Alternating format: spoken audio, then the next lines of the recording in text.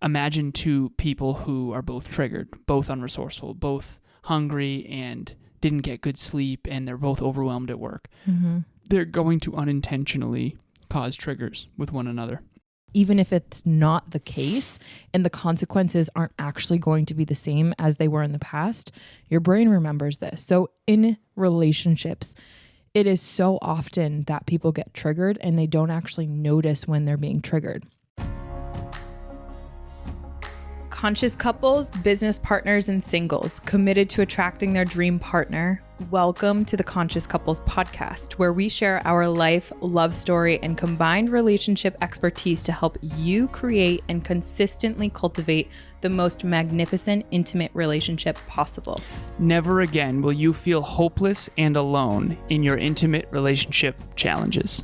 Having accumulated thousands of hours coaching conscious couples and individuals all over the world, as well as starting and growing a global business together, Alan and I are here to guide you in all things relationships.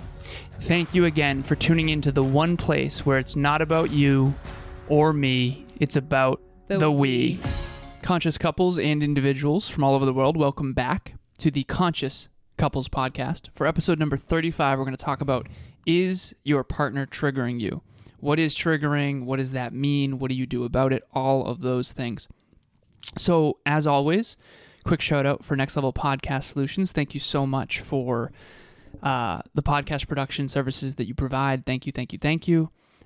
Ladies first, sweetheart. What is your intention for this episode? My intention for this episode is to help our listeners understand when they might be triggered and to help pretty much combine what their feelings might be with an actual usable trick within their relationships that can help them get 1% closer to being more in love, more connected, and more in tune with their partners. And likewise for their partners, if they happen to share this episode with them, to figure out the tricks of the trades that can actually be so important to deepening your connection in your relationship. So first question, what is being triggered? So a trigger in psychology is essentially when a stimulus, so anything in the outside world triggers, i.e. is identified by the brain that... So like Oreos in the cupboard. So yeah, a very basic example is Oreos in the cupboard. If your brain knows that the Oreos are there, there's a memory that you probably have when you last ate an Oreo and it was like super duper good, right? Yeah. So that's a positive trigger, right? If that relationship with the Oreos are healthy, right? Adaptive.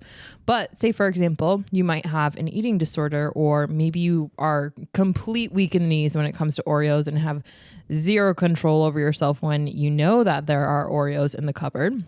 That might be a negative trigger for you if the Oreos are then taken out of the cupboard and put on, the table, and you see it all the time when you walk, and it's like your willpower starts to degrade, right? So that's a negative trigger. So essentially it's a stimulus in the outside environment that triggers a not healthy thing in your memory that creates emotional pain for you. So obviously that's a food example. We can all relate to that.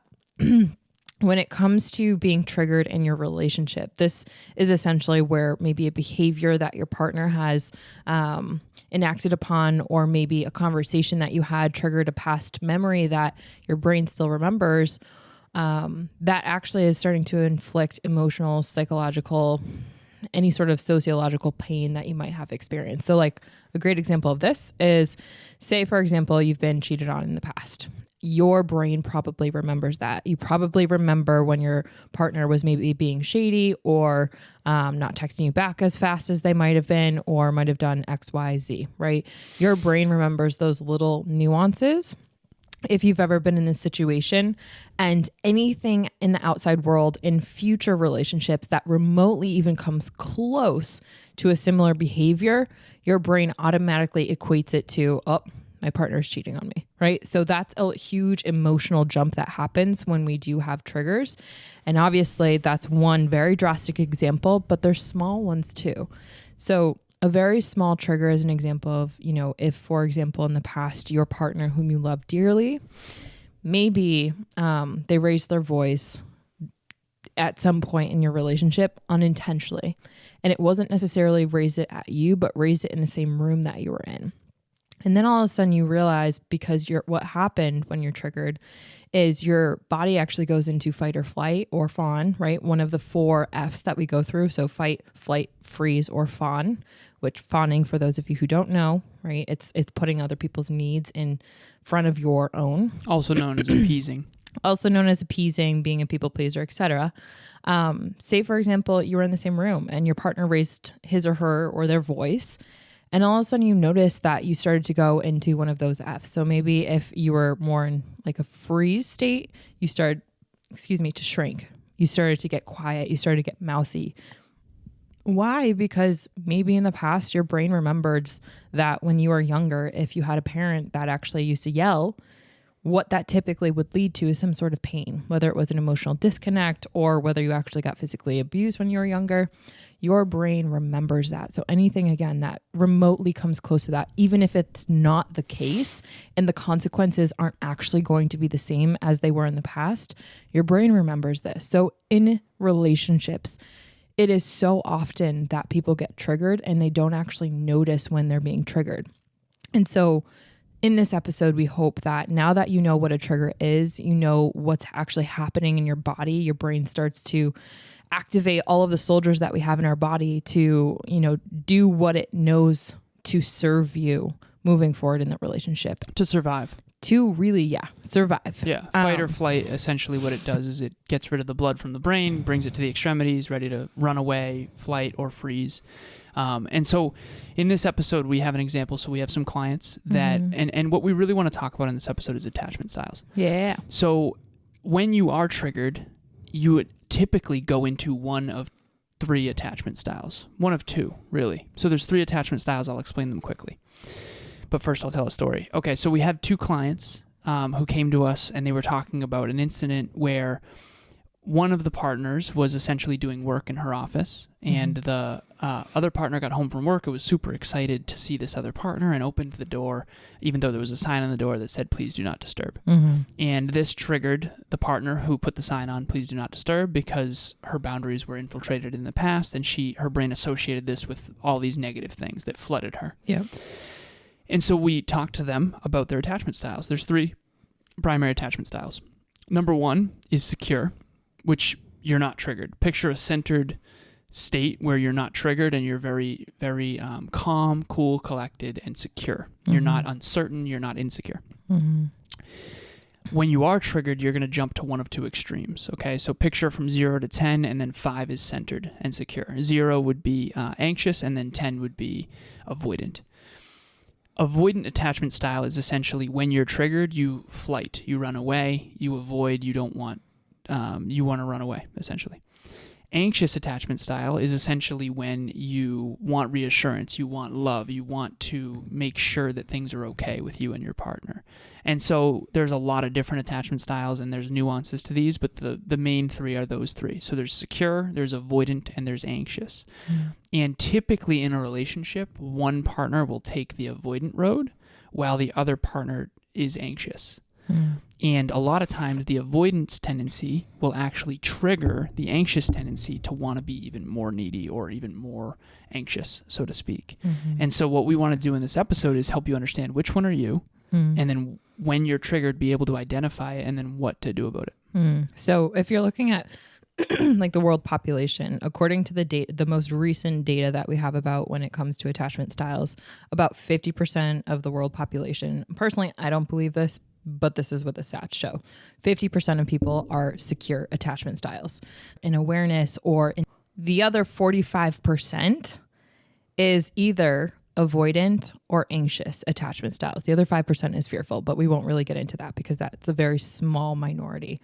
But when you think about that, that's almost half of the population that are either anxious or avoidant attachment styles. So that's pretty significant. And to Alan, babe, your point, when you don't necessarily know much about attachment styles because we weren't necessarily taught about relationships growing up, that was maybe never something that was a discussion around the, table, if you will. It's really important to understand what type of attachment style do you have and why that's important. Because when you come into a relationship, you bring all of this, these nuances with you. And I'm not going to refer to it as baggage. It's just more so an awareness of who you are and kind of what makes you tick, because someone who might have an avoidant attachment style, like you said, they actually, when they're triggered, they actually might want space. Now, if they're in a relationship like these clients that we have, that the other partner is actually anxious, that's one partner is going to want to get closer while the other partner actually wants distance. And so what that creates is it's largely a huge void when it comes to the relationship, because what ends up happening is one partner might internalize like, why is my partner kind of running away from me? Like, I thought they loved me. And so there's this script that we end up rehearsing in our brain. If they love me, then they will, hug me when I go for a hug. So like an anxious attachment person, they might say, I need love. That's my basic need. And the way in which love is shown to me is if we embrace and if we hug. Whereas an avoidant attachment style might say, I need love and therefore I need space. Those two like literally butt up against each other. And so you have almost 50% of the population that are always causing these unintentional rifts and disconnection in their relationship and internalizing, thinking that maybe this person doesn't love them, when in reality, that's not actually the case. Their love languages, their attachment styles are just not necessarily integrated, and they don't know how to find the common middle or how to find a solution to their challenge. So you came up prior to us recording with 3 steps. Can we go through those? Hey everyone, this is Alicia Romanowiz. I wanted to take a second and give a shout out to Alan and Emilia. I've been listening to Next Level University podcast for a while now, and I've also joined in on group coaching and book club, and I've gained so much value from these. And recently, I have started listening to the Conscious Couple podcast, and then joined in on their monthly meetups with relationship talks. And from here, my wife and I decided to jump on a call with them, and we had a few questions. This has just been a great experience. They not only provided us with some great tips and things to implement, they also got back with us and to check and see how we were doing. And that has just meant so much to my wife and I. And I just really wanted to give a shout out and thank them so much. And if you haven't had a chance to listen to the podcast or join in on the relationship talks, I highly recommend that. And also just jump on a call with them and get to know them a little bit better and just really lean into this resource. It's just been so valuable and I really appreciate it. Yeah. So 3 steps when it comes to, if now that you're aware of what a trigger is, or if you might be in a triggered state, first thing is to identify. Obviously, like now that you have this awareness, you can identify what might be a triggered state for you, right? That's step number 1, because that's so basic. But I think having heightened awareness to your experience, your state is super critical. Number 2, babe, the second one that we had said is sharing that out loud. When you're in a relationship, people aren't mind readers. And we did a whole episode about this, but like at the end of the day, you're not going to be able to read my mind. While us being in a relationship, very open and expressive of our needs, you can probably pick up now when I'm in a triggered state, because I'm like probably going to take my space because I'm more avoidant attachment style when it comes to my relationship, and you're more anxious conditioned. We're secured in our relationship, but when we get triggered, we go back to our old attachment styles, right? Mm-hmm. So step number 2 is to actually voice it out loud when you are triggered. And you and I have done an incredible job, and I'll give us that. We actually have verbiage that is literally as simple as, babe, I think I'm triggered right now. And I think that a lot of couples, I'm hijacked. Hijacked. Yeah. A lot of couples, they think it has to be far more complex than this, but it really doesn't have to be. All of it is like when you identify, then you say it out loud, babe, I think I'm hijacked right now. And so long as you know within your relationship what that actually means, it means you're triggered. Okay. What does that mean? Well, I know that Alan, when he's triggered, he has an anxious attachment style. Okay. So what does he need in that moment? This is step number 3, express your needs effectively. This is where I find a lot of people, and babe, I know you and I have seen this in our relationship coaching, where they're afraid to express their needs. Why? Because usually when they grew up, their needs were not actually met with the care that they needed at that moment. So like if you think about just like a crying baby, how often is it that when baby cries, someone knows that, oh, it's because they have to go to the bathroom, or, oh, because they need a bottle, or, oh, because they just want love. They just want, to be held up against the mom or the dad's skin, right? So like it's all trying to interpret all of these needs. But awesome part is when you're an adult and when you actually have the communication, you can say, hey, I'm triggered right now. I just identified this. Babe, I'm hijacked. What I need is some reassurance. Are we okay? And if not, this is the biggest part, especially when it comes to anxious attachment styles, is saying, okay, well, if we're not okay and if I can't get that from my partner, then I need to know how to self-soothe. And that's one thing, babe, that you actually said in that coaching call that I think was really important to bring up here. So step number 3, like I just had mentioned, is when you actually voice it, effectively express what you need. And dependent upon your attachment style, you might need something different. Like for me, it's like, babe, I just need like a minute to collect my thoughts, to get some distance, but like we're good. Like I'll come back, and if we're not okay, then I'll let you know. But you've done a really good job self-soothing in those moments that I know not a lot of people have developed that skill yet. Thank you, sweetheart. Thank you. I'm trying to figure out where to go next with this, but that's, I guess, think about yourself. Think about what is your attachment style. So in my past relationships, it's very clear to me that I was the avoidant. Mm-hmm. And now in our relationship, when I am triggered, I tend to be the anxious. Mm-hmm. And you, I think, are assuming the avoidant role. And I don't know if that's always been your role in past relationships, typically. Yeah. Yep. But the idea underneath this, the why underneath this, it's fear of hurting the other partner, fear of screwing something up when you're triggered, fear of saying something you wish you didn't say, fear of doing something you wish you didn't do. That's why the person's an avoidant. When it comes to the anxious attachment style, I think it's fear of not being loved, fear of not being good enough, fear of not being heard or seen or understood, fear that things won't work out, fear of not being valued. And so, and again, I also don't want to, some people sometimes will be avoidant and sometimes people will be anxious and sometimes they flip-flop, but you typically have one really big one. And the majority of your relationship hopefully will be spent where both partners are secure. And I'll give you a couple scenarios. So imagine both partners are growth-oriented, secure human beings who can self-soothe easily, who are amazing at effective communication, and who trust each other deeply and dearly. Okay, that couple, excuse me, speaking of triggers, that couple, least favorite sound in the world, right? You gotta wake up. Everybody wake up. No. But that couple that I just described with all those wonderful character traits is going to flourish.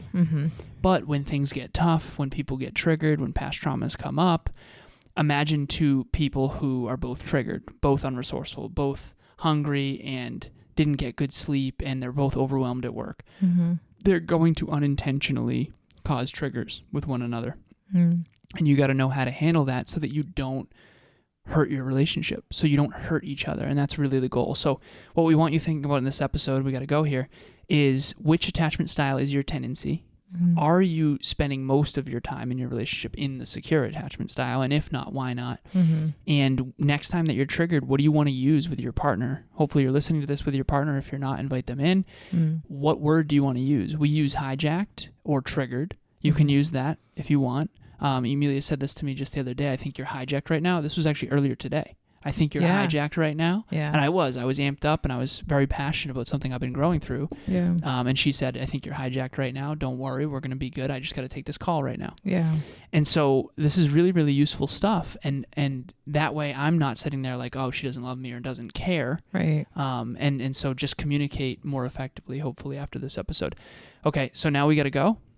But before we do, we have a Relationship Talks event on building lasting trust in your relationship Thursday, October 13th at 7 p.m. Eastern Standard Time. You can come in. It's private. It's not recorded. If you're a listener to this show, you are part of the Conscious Couples community. You do not want to just go through life hoping it all works out like other people. Right? This is not the Disney Channel. Your relationship is not just going to sail off into the sunset without any work and without any learning and without any awareness. We want to help you achieve your dreams together. We want to help you flourish together. We want to help you and your family flourish together. And the way we're going to do that is by building trust on at this event. We do these every single month. This is going to be the 16th one or 15th one. I'm not 100% sure. October 13th, 7 p.m. Eastern Standard Time. please click the link in the show notes and we will see you there. And if you're someone who's listening to this episode and you're realizing as we talk about this that you might have some degree of awareness of what your triggers are, or that your partner might be triggering you, and you want to start to breach that conversation very lightly and very delicately and with a very loving approach, because you want to grow together, not apart with your partner, Alan and I dedicate, and we say this in every single episode, but we dedicate a free, completely private, one-on-one space that's a safe zone for anyone that wants to approach these conversations. It's completely non-judgment, it's free, it's completely private, and it's for genuinely anyone within our Conscious Couples community that wants to have a safe space to talk about this stuff. Because growing up, we didn't have that, and we didn't have an open door at any time, and I think that it's been so rewarding to have these dialogues with our community members, because, maybe you don't have that person that you can rely on and not have a biased, opinion, if you will. This stuff Alan and I study all the time, and we help so many people around the world with different backgrounds with some of these most basic things that makes us human. So if you want to join us in that and you want us 100% dedicated to you, please click the link in the show notes, and we will be waiting for you when you book that. Sounds good. We'll be waiting for you at the link. Waiting for you. Please book on our calendars, and we'll see you every whatever Saturday that you book. Again, those are totally private, and we look forward to meeting you. We love to meet our listeners, and we're very much looking forward to meeting you and helping you. If we talked about these things more, we would master them more, and they wouldn't be so taboo. So hopefully that's what comes of it. As always, it's not about me or you. It's about the we. We'll talk to you soon. We'll be waiting. Thanks for joining us for another episode of the Conscious Couples podcast. We love connecting with the Conscious Couples community, so please make sure you follow us on Instagram. I am at Evolve with Emilia, and Alan is Lazaros88. Also, if you or your partner resonated with this episode, leave us a review at the link in the show notes, and please share this with someone you love and care about. Until next time, remember, it's not about you or me. It's about the we.